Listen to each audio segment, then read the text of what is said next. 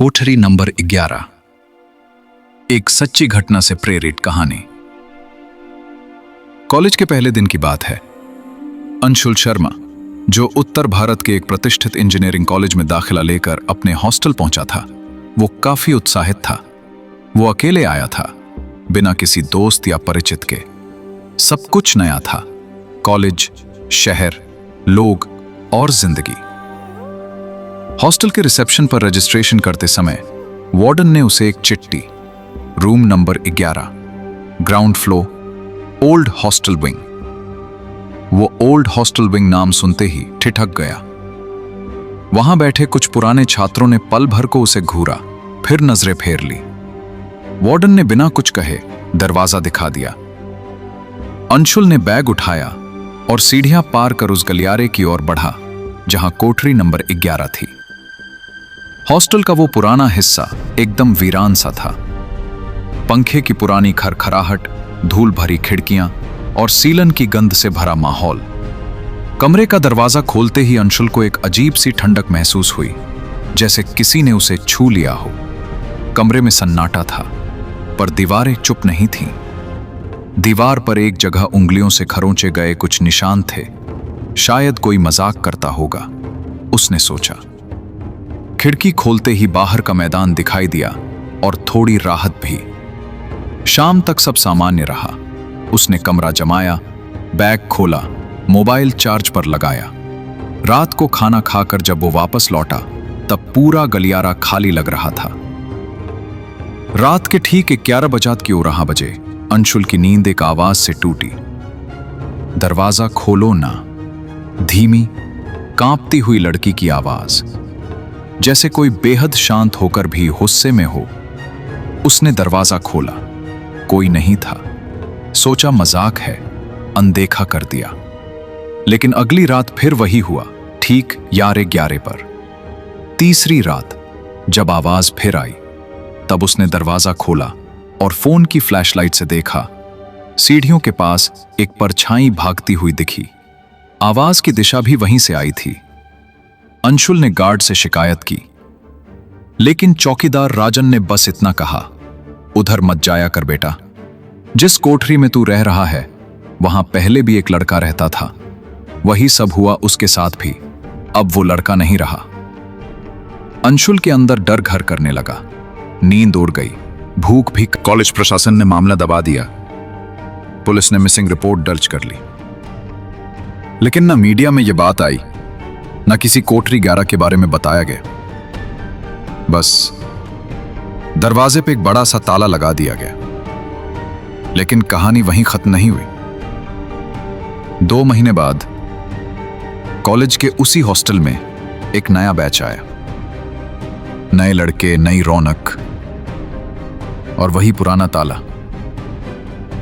विवेक त्रिपाठी, जो लखनऊ से आया था, बहुत ही जिज्ञासु किस्म का लड़का था। उसे अफवाहें सुनने का शौक था।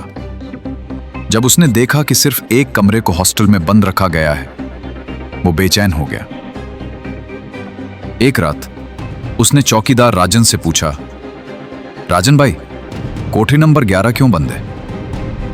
राजन कुछ देर चुप रहा, फिर धीरे से बोला, मत पूछो बाबू, वहां अब भी कोई है, बस दिखता नहीं है, सुनाई देता है।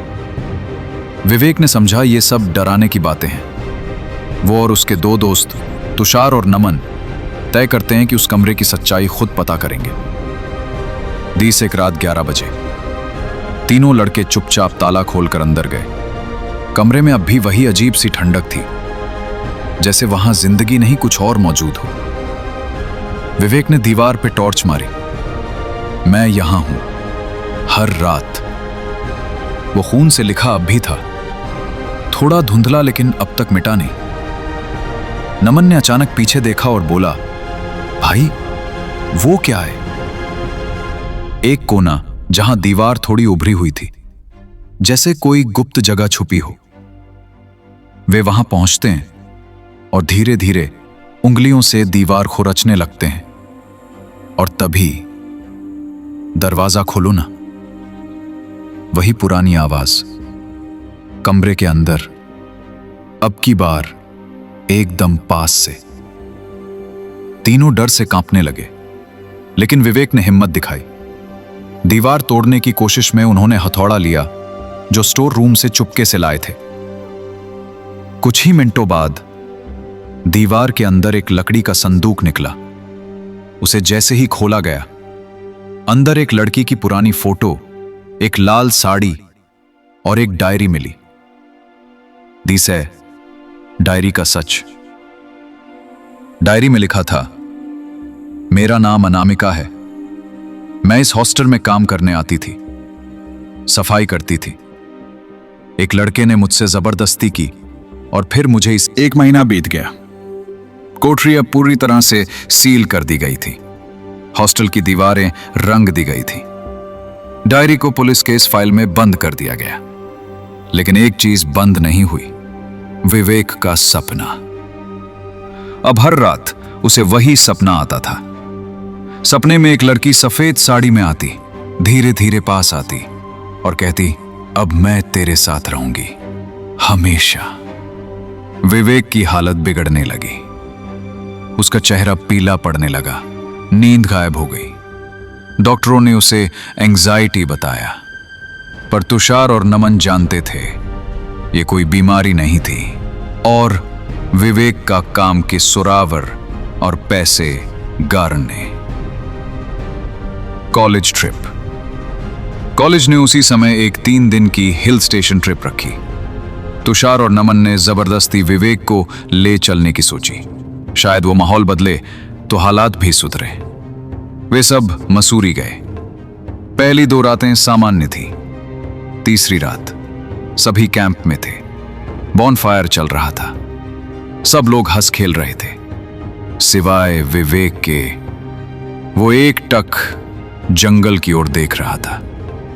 तुषार ने पूछा, क्या देख रहा है? विवेक ने धीमे से कहा, वो फिर आई है, देख वहां पे, पेड़ के पीछे। नमन ने देखा, वहां कोई नहीं था। लेकिन तभी अचानक विवेक चीखा और बेहोश हो गया। गर ने। ट्रिप से लौटने के बाद तुषार और नमन ने एक आखिरी बार हॉस्टल की रजिस्ट्रेशन रूम की फाइलों में जाकर अनामिका के बारे में पता करने की ठानी। काफी ढूंढने पर एक पुरानी फाइल मिली। नाम अनामिका रॉय, पद सफाई कर्मी, last date of duty 14 August 1995, remarks dismissed due to unknown reasons. उसके नीचे एक हाथ से लिखा गया नोट था, warning, do not assign room 11 to anyone ever again. Anamika का रूपांतरण। इधर विवेक अब खुद को पहचान नहीं पा रहा था। रात को वो लड़की की तरह बातें करने लगता था। उसकी चाल बदल गई थी। आवाज भी कभी कभी महिला जैसी हो जाती थी। एक रात सीसीटीवी में देखा गया, वो मिरर के सामने खड़ा था और बुदबुदा रहा था, मैं वापस आ गई हूं, अब कोई मुझे नहीं जला सकता। नमन की हार। नमन और तुषार ने फिर से पंडित चंद्रशेखर को बुलाया, एक स्थानीय तांत्रिक जो आत्माओं की मुक्त। 6 महीने बाद कॉलेज का नया सत्र शुरू हुआ। हॉस्टल की पुरानी बिल्डिंग को तोड़वा दिया गया। एक नई इमारत तैयार हुई, आधुनिक, साफ सुथरी, सुंदर। अब कोठरी नंबर 11 सिर्फ एक बीती बात रह गई थी। लेकिन क्या आत्माएं इमारत बदलने से चली जाती हैं? नई लड़की अदिति सेन। अदिति कोलकाता से आई थी, बहुत ही होशियार, शांत और अंतर्मुखी स्वभाव की। उसे न्यू हॉस्टल में रूम नंबर 311 मिला। वो पहली ही रात अपने रूममेट नीलम से बोली, तुमने कभी सुना है कोई खिड़की के पास खड़ा रहकर कहे, दरवाजा खोलो ना? नीलम चौंकी। ये वही शब्द थे जो अनामिका कहती थी। लेकिन अदिति ने कभी विवेक, तुषार या कोठरी 11 की कहानी सुनी ही नहीं थी। अदिति में बदलाव। अगले कुछ हफ्तों में अदिति की चाल, बोलचाल और व्यवहार अजीब होने लगा। वो आईने के सामने घंटों बैठती थी, कभी कभी खुद से बात करती, और सबसे ज्यादा डरावनी बात, रात को 11:11 पर उसकी आंखें लाल हो जाती थीं। नीलम ने हॉस्टल वार्डन से बात की, लेकिन सबने हंसकर टाल दिया। किसी को लगा यह मानसिक तनाव है। पर फिर एक रात नीलम हॉस्टल से गायब हो गई। उसका सामान, कपड़े, मोबाइल सब कमरे में था, बस वो नहीं थी।